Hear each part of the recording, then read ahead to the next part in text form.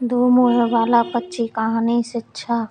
दो सिर वाला पक्षी कहानी से हमें शिक्षा मिलती है कि छोटी चीज छोटी बातों पर कभी भी अपने खास लोगों की अनदेखी नहीं करनी चाहिए। हर कार्य मिलजुल कर करना चाहिए। बहुत समय पहले की बात है। एक तालाब था। उस तालाब में एक पक्षी रहता था। उसका नाम मारुच था। पक्षी बहुत ही अजीब सा था। उस पक्षी के दो मुँह थे, किंतु उसका धड़ एक ही था।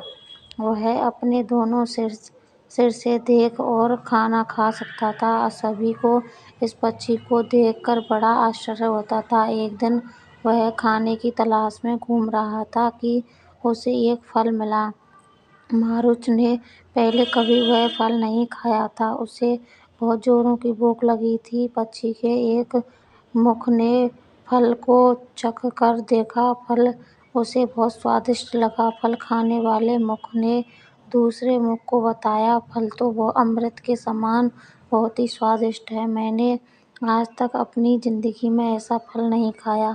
फल की प्रशंसा सुनकर मारुच के दूसरे मुख से रहा नहीं गया और वह बोला, अगर फल इतना स्वादिष्ट है तो थोड़ा सा मुझे भी चखाओ। इस फल की प्रशंसा सुनकर अब मुझसे रहा नहीं जा रहा है। मैं भी इस फल को चखना चाहता हूँ। पहला मुख दूसरे को उपहास करते हुए बोला, अरे भाई, तुम इसे चखकर क्या करोगे? हम दोनों का पेट तो एक ही है।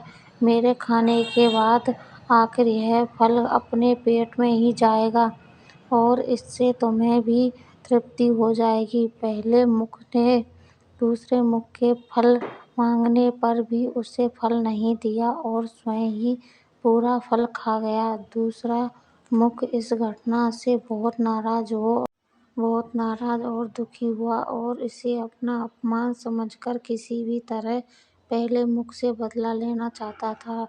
एक बार मारुच खाने की तलाश में कहीं घूम रहा था। तभी उसे एक अत्यंत जहरीला फल मिला। दूसरा मुख अपने अपमान का बदला लेना चाहता था। उस जहरीले फल को अपनी चोंच में पकड़कर वह पहले मुख से बोला, उस दिन तुम्हें वह स्वादिष्ट फल मिला था।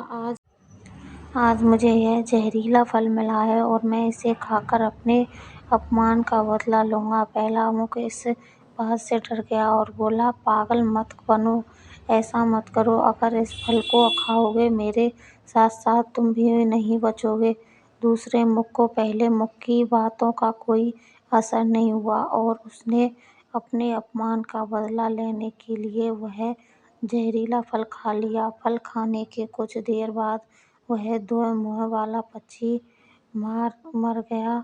शिक्षा। दो सिर वाला पक्षी कहानी से हमें शिक्षा मिलती है कि छोटी से छोटी बातों पर कभी भी अपने खास लोगों की अनदेखी नहीं करनी चाहिए और हर कार्य मिलजुल कर करना चाहिए। कहानी अच्छी लगे तो लाइक, कमेंट, शेयर करना और चैनल सब्सक्राइब नहीं किया है तो सब्सक्राइब कर लेना। पूरी कहानी सुनने के लिए धन्यवाद।